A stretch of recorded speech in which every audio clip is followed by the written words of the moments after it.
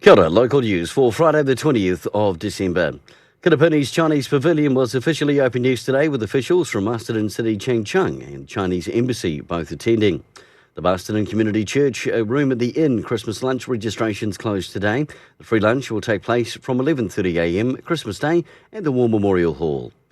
A severe toxic algal bloom has developed along the whole of the Waipō River, with algae and detached mats building up at the river margins.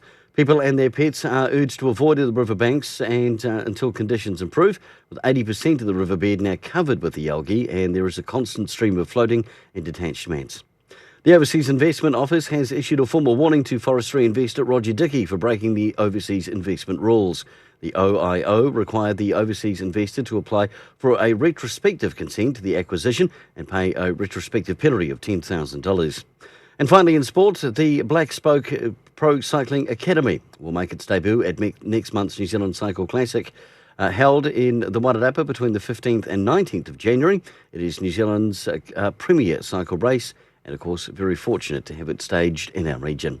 For the last time for 2019, from all of us here at Wairarapa Television, wishing you a very Merry Christmas and a Happy New Year. Kia ora.